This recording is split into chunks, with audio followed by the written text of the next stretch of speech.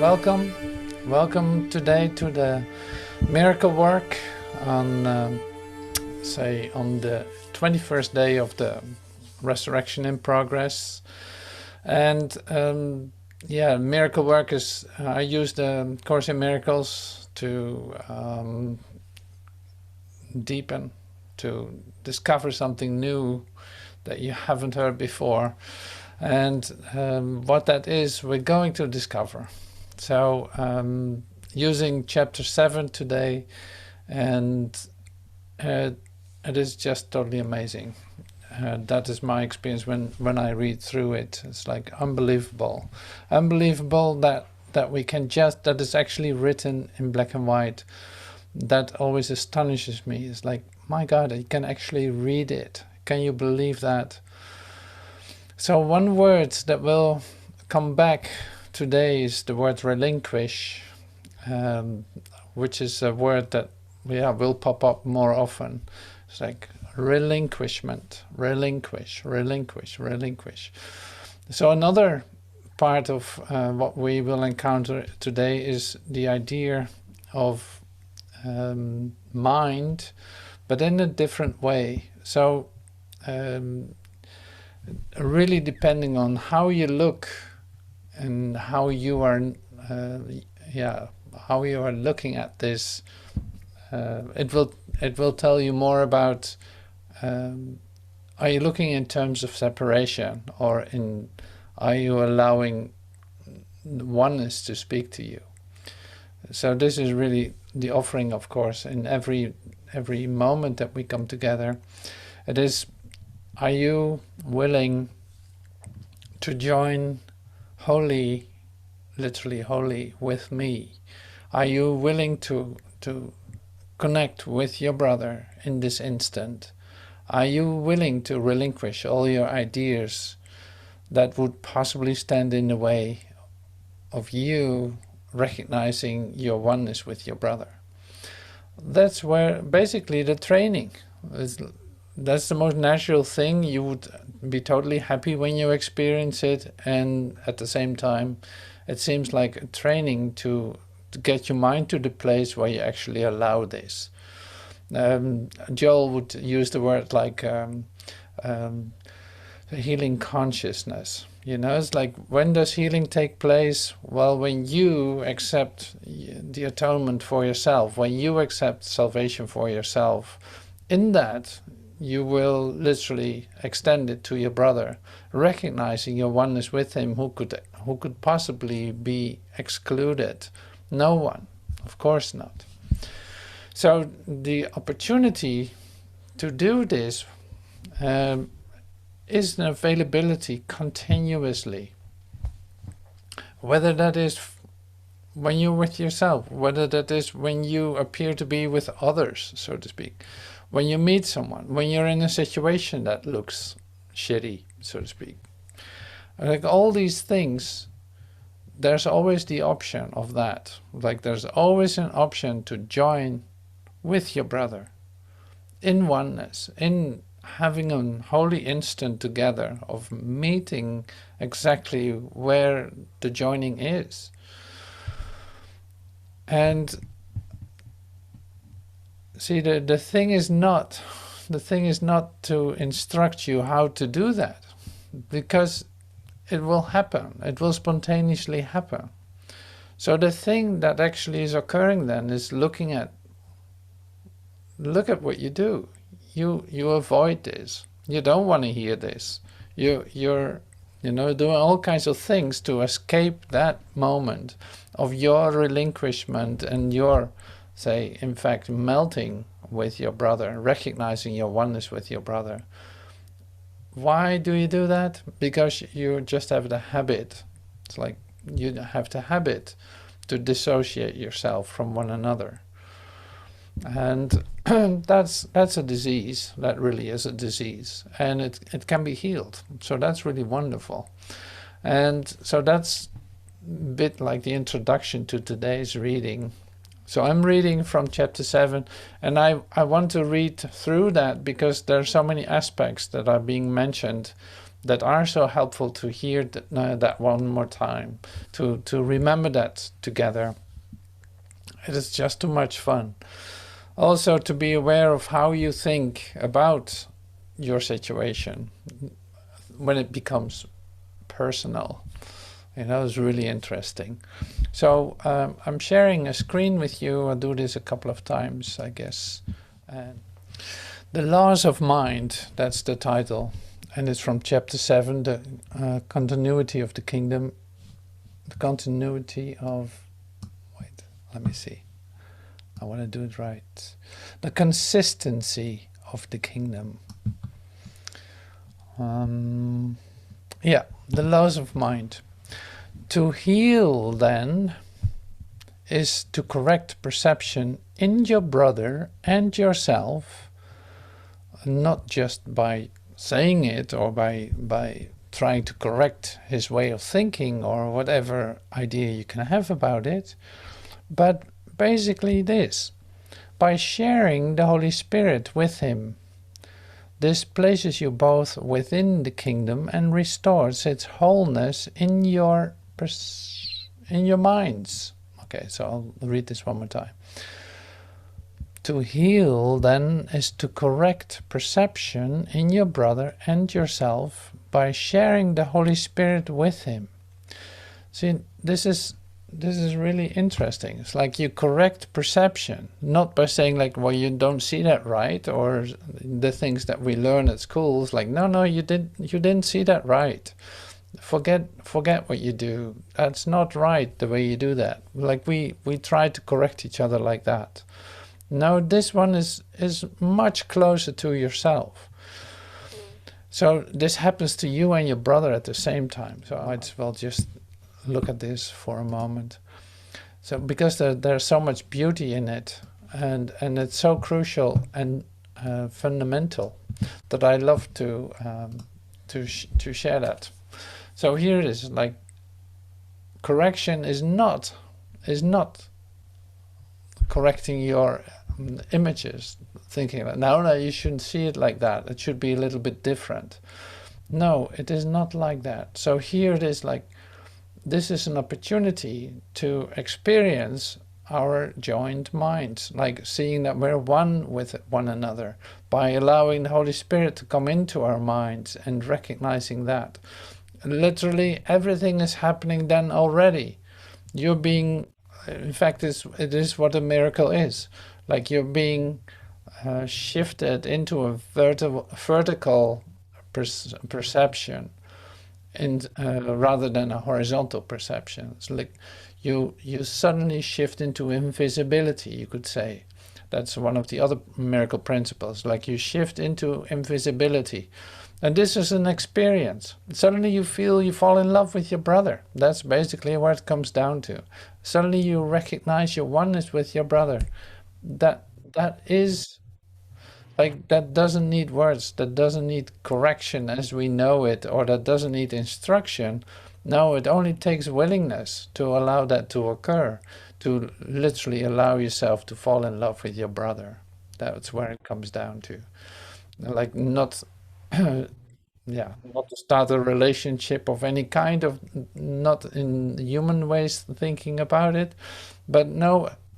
So in fact, allowing yourself to drop your defenses and just recognize the oneness that is there. This is the holy instant, and this is how we heal, how we correct perception. Not that perception is correctable in that sense, like you're not going to see anything better. No, you have a whole different experience altogether.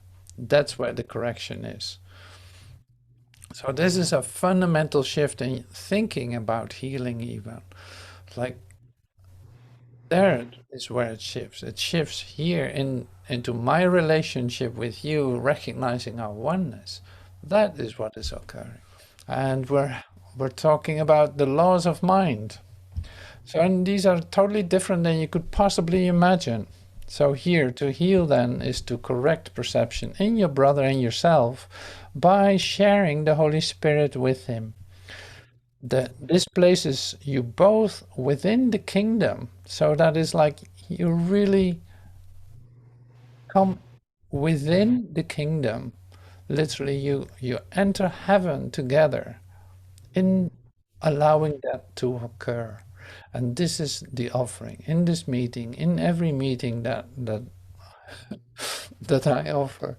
Like continuously, that is the only offering. I don't want to meet you here. No, I don't want anything from you here. I want to meet you in the place where we actually recognize our oneness. That's where we meet. The rest is of no interest. This parallels creation because it unifies by increasing and integrates by extending. So what the hell does that mean? This parallels creation because it unifies by increasing and integrates by extending. And that makes total sense if you are in the experience of it. When you drop your defenses, when you allow yourself to say, fall in love, as I say, fall in love with your brother. If you allow that to occur and stop defending yourself, stop trying to be a separate entity, then you come into, say, what you could call creation, because you're literally extending your love to your brother, shining light in him, you could say, or joining in the light that you share together. And it increases by remembering that, by giving that to one another. It's like there's an exchange going on that is not a reciprocity, but an extension and an increasing. So the laws of heaven are different than the laws of earth. Like here, it is what on earth it is like what you give away, you don't have yourself anymore. But in heaven, it's different. What you give, you receive for yourself too, and for your brother. So it's an increase. And what you project, you believe. This is an immutable law of mind in this world as well as in the kingdom. However, its content is somewhat different in this world from what it really is, because the thoughts it governs are very different from the thoughts in the kingdom. Laws must be adapted to circumstances if they are to maintain order. Okay, so what you project, you believe. It's an immutable law of mind in this world as in the kingdom. However, its content is somewhat different in this world from what it really is, because the thoughts it governs are very different from the thoughts in the kingdom. Right? I just said that. It's like here, there's a law. If you give something, you lose it yourself. You don't have it any longer. You give it away. So somebody else has it. So that is totally different. And laws must be adapted to the circumstances if they are to maintain order. Okay, we continue with 3, the third paragraph. The outstanding characteristic of the laws of mind as they operate in this world is that by obeying them, and I assure you that you must obey them, you can arrive at diametrically opposed results. This is because the laws have adapted to the circumstances of this world, in which diametrically opposed outcomes are believed in. The laws of mind govern thoughts and do respond to 2 conflicting voices. You have heard many arguments on behalf of the freedoms, which would indeed have been freedom if men had not chosen to fight for them. That is why they perceive the freedoms as many instead of one. Wow. So I'm stopping right here and continue. Okay, so the laws of man, right? So here we're talking about, so there are different freedoms. The freedom for one is not the same as the freedom for the other. Like in one country, for instance, you would have different laws than in a different country, while there's just one world, you could say. It's like, that is already so weird. And what is a freedom in one country is a limitation in another. You see this everywhere too. So these are the laws of man in operating in the world, because there's such thing as a belief that there are separate entities. You know, it's like, yeah, there's that people and there's that people, and they don't have the same laws. So it's like, what they think is true doesn't mean that it's true for them. So there can be all kinds of different things, you know, opposing ideas, while being still in the same world and still being created by the same creator, in fact. So these laws of man are, say, suited for the place that they're actually being used. In a place where there's separation, disease, disaster, and death, sickness, you name it, the whole shebang, these laws make sense in that place, not in totality or in reality, but in the place that they're applying, they make sense. And you will have to listen to them. If you believe that you are here, you will have to obey those laws. You can say, you can walk into any country and not obey the laws, it won't take long and you will be thrown out of it. You know this, right? It is just the way the world works. So it's like all these separate ideas, opposing ideas, fighting for them, killing one another for them. That is where this happens, where this is written as a law, and applicable to the place that you find yourself in. So perceiving these limitations in a place of limitation. Well, that makes sense. So you think you are there, you're seeing yourself there, you will have to obey those laws. So the same then it is, and we continue reading, but the same then it is in heaven, the laws of God, the laws of love. The argument that underlies the defense of freedom is perfectly valid. Because it is true, it should not be fought for, but it should be sided with. Those who are against freedom believe that its outcome will hurt them, which cannot be true, but those who are for freedom, even if they are misguided in how they defend it, are siding with the one thing in this world which is true. Whenever anyone, so that's quite a statement, right? But those who are for freedom, even if they are misguided in how they defend it, are siding with the one thing in this world which is true. That's good to remember. Whenever anyone can listen fairly to both sides of any issue, he will make the right decision. This is because he has the answer. Conflict can indeed be projected, but it must be intrapersonal first. And here's one term that I love to stand still with for just a second. The term intrapersonal is an ego term because personal implies of one person and not of others. Interpersonal has a similar error because it implies something that exists between different individuals. When we spoke before of the extremely personal nature of revelation, we followed this statement immediately with a description of the inevitable outcomes of the revelation in terms of sharing. A person conceives of himself as separate, largely because he perceives of himself as bounded by a body. Only if he perceives as a mind can he overcome this. Then he is free to use terms like intramental and intermental, without seeing them as different and conflicting, because minds can be in perfect accord.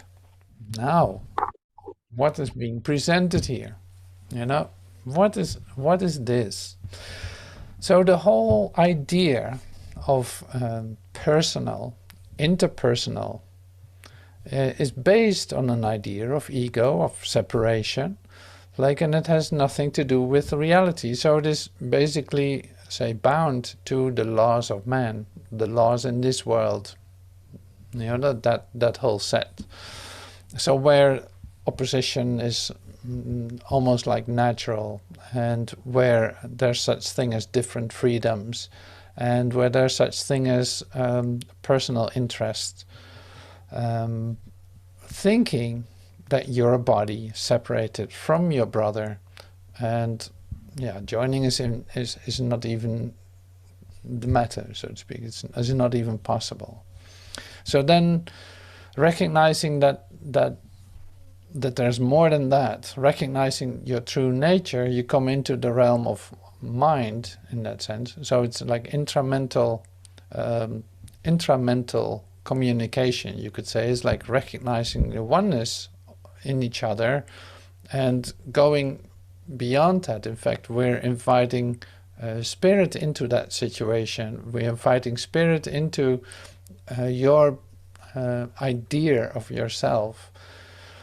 Suddenly you find yourself in the realm of the miracle. Like there's a holy instant possible. There's a possibility for you to have a whole different experience of yourself that goes beyond your limited beliefs as you had as a human being.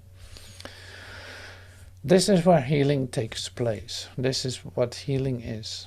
Recognizing that, just like I said in the beginning, is like recognizing that, allowing yourself to drop your defenses, also dropping the defenses of thinking that you're a separate entity in a body walking around on this earth with its own laws. Dropping to the defenses means also not projecting that into the future, not bringing that back into your memory all the time, and not confirming that in any way to your brother. So that is, say, the prerequisite for experiencing your oneness with your brother. Don't do these things. Then suddenly there's more space to experience something else.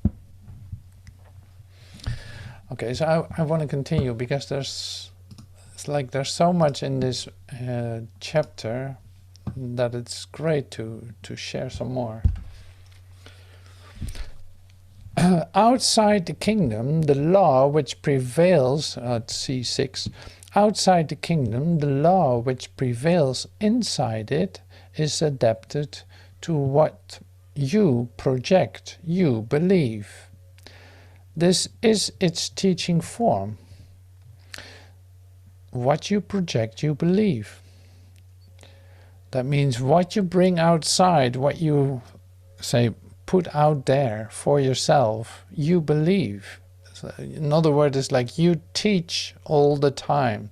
Whether you teach limitation, whether you teach this world is real, whether you teach you want to show something in which separation becomes obvious, well, you go ahead and do that. It's like that. You teach, always teach something.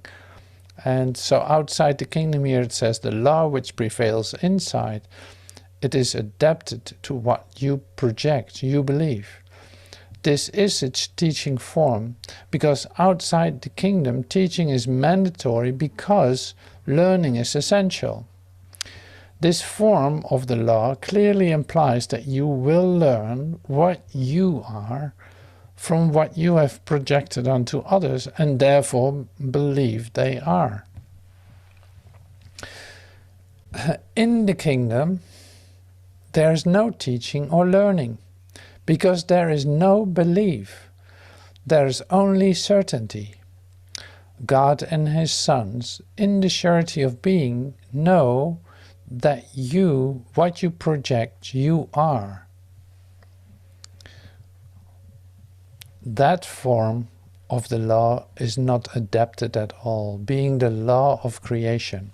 God himself created the law by creating it, by creating by it.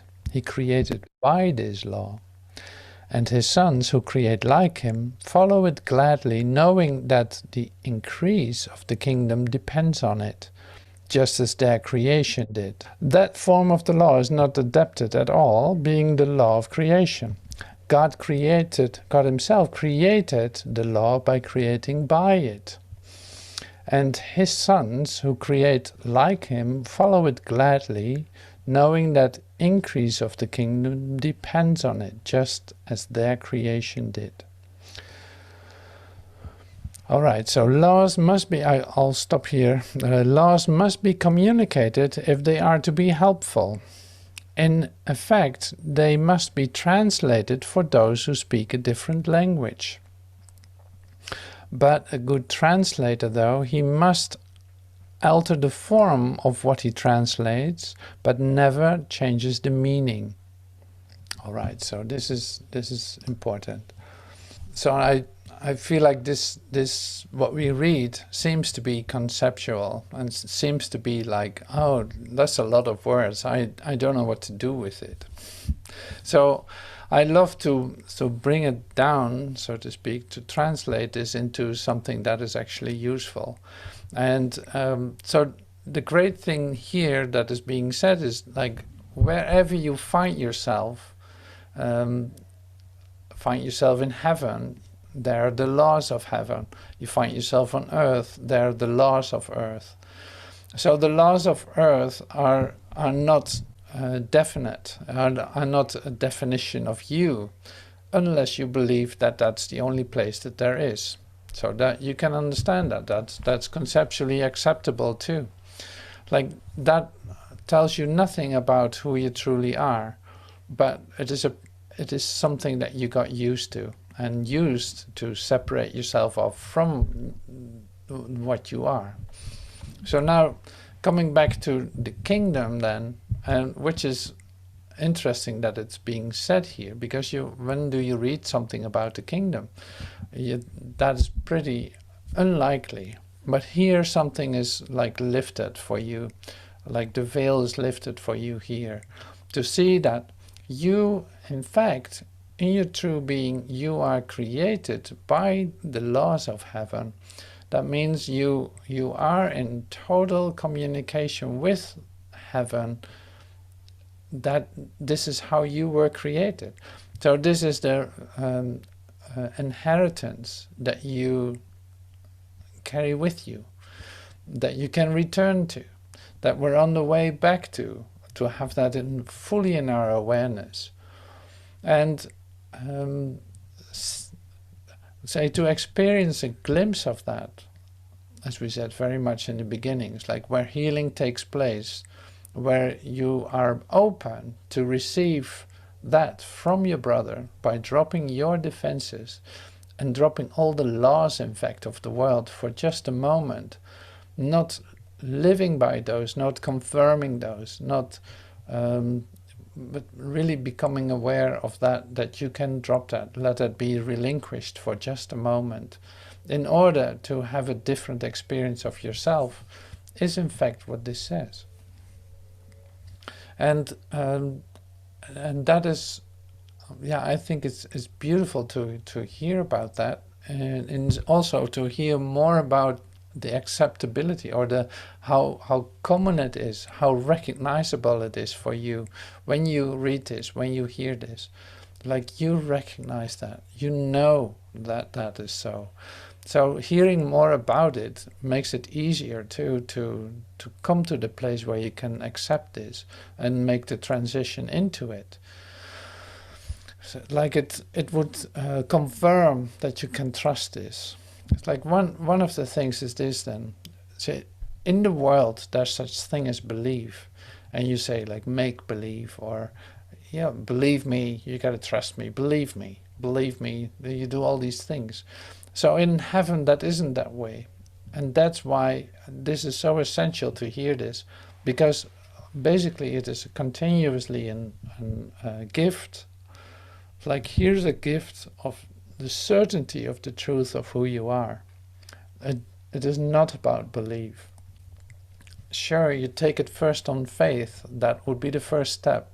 But now, since you allow yourself to drop your defenses for just a moment, you will have an experience that goes beyond your belief. literally that goes beyond your understanding and your perception. So we went to this place before, you know, I shared this before with you, like the miracles first taken on faith, and then in fact you open up to a different experience of yourself that is going to increase your sense of certainty that you can believe that that is true, that you are home in heaven, and that there's no, in fact, no such thing as this place, as this world that you're so familiar with. You know, so this, yeah, that's pretty amazing. That's pretty amazing. But you see, the fundamental thing of it is heaven doesn't know about belief. It only knows certainty. It is not, it is not a little bit of this or that. Like it has no degrees. So it's total. It is a complete, it is whole.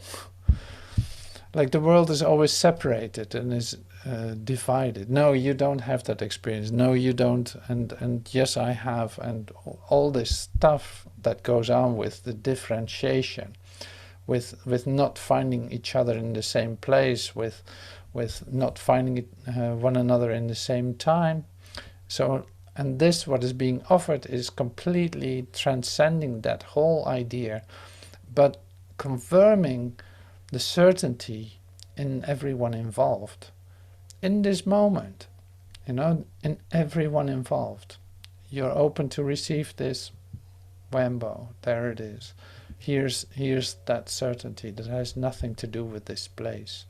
Here's the healing that you are looking for. It has nothing to do with any idea that you hold about anything. It has nothing to do with a belief. It has nothing to do with the laws of man. No, this completely transcends it and dissolves these laws. So that's huge. That's huge. That's so beautiful. That's so beautiful. So, and this is my offering to you in this moment.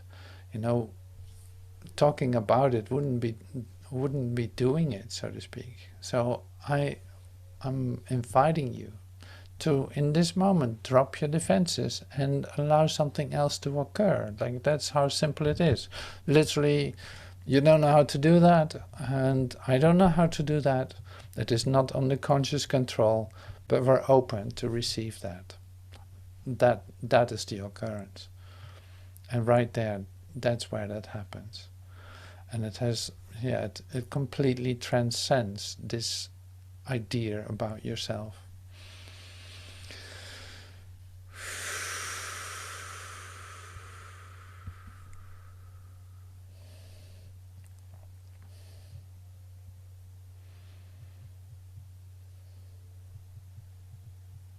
See, and then it can make sense. Then it's like, oh, of course I want that. Yes, I would love to remember that. I love to have that as my focus. I don't want to be distracted by anything that would take me away from this. No, I recognize this to be my true experience of myself. Here it is. The Holy Spirit is the translator of the laws of God to those who do not understand them. You could not do this yourself because conflicted minds cannot be faithful to one meaning, and will therefore change the meaning to preserve the form. The Holy Spirit's purpose in translating is naturally exactly the opposite. He translates only to preserve the original meaning in all aspects and in all languages.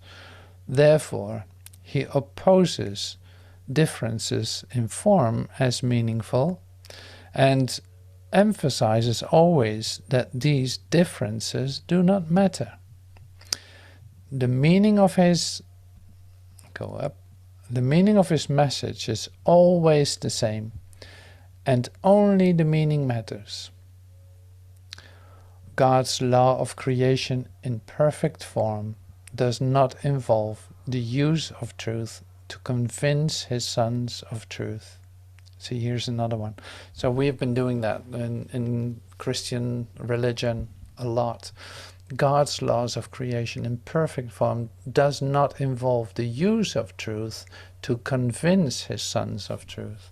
Like, nobody here needs to be convinced of anything. The extension of truth, which is the law of the kingdom, rests only on the knowledge of what truth is. This is your inheritance, and require no learning at all. But when you disinherited yourselves, you became learners. No one questions the intimate connection of learning and memory. Learning is impossible without memory, because it cannot be consistent unless it is remembered. That is why the Holy Spirit is a lesson in remembering. We said before that he teaches remembering and forgetting. But the forgetting aspect is only to make the remembering consistent. You forget to remember better. You will not understand his translations while you listen to two ways of perceiving them. Therefore, you must forget or relinquish one to understand the other. This is the only way you can learn consistency, so that you can finally be consistent. What can the perfect consistency of the kingdom mean to the confused? It must be apparent that confusion interferes with meaning and therefore prevents the learner from appreciating it. So this is why we come together. This is why we remember. It's like there's a continuous being exposed to your inheritance. In fact, you don't have to learn that. No, you need to remember it. You don't have to try to grasp it in your understanding. No, it is a matter of remembering. So you forget again. Now you remember again. Like, it comes back into your memory as an experience. Like, yes, of course I know where I come from. That memory is in me. That is right here. I just forgot. I was distracted by my confusion of mind. I really didn't know who I was. I really thought I was a separate entity. Like, those two don't go together. So as long as you're distracted and confused by your perception, so to speak, and you miss out on the memory. That's why we say in meditations, like, leave everything behind, leave your ideas about yourself, leave all of this, like, come with completely open hands and have no idea about what is going to happen. Just be willing to remember, in fact, to allow something else to occur to you. We don't even mention what it is. Allow something else to occur, having a different experience of yourself. In that is the memory. Like, in that you can come to the place where you start to remember the truth of who you are. In the relationship, in a complete sharing with your brother. Because this is always in relationship. In the sense of, you allow this to occur to you, it extends to everyone.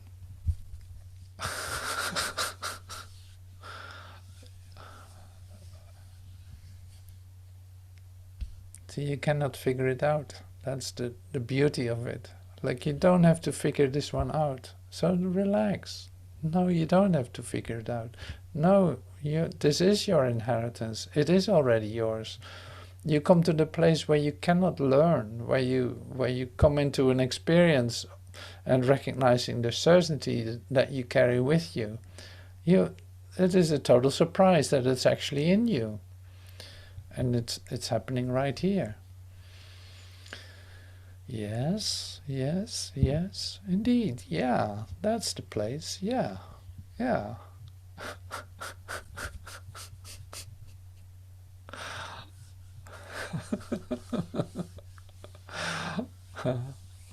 So yeah, this is great. So thank you so much for allowing this to occur. And you see, it has nothing to do with this world, with great understanding, philosophical whatevers. No, it is as simple as this. Like a child could do it. Will easily do it. So thank you so much for your presence here and for allowing this to happen. Like, yeah, recognizing our oneness. What is more joyful? That's so great. Thank you for that. And I hope to see you soon. Thank you.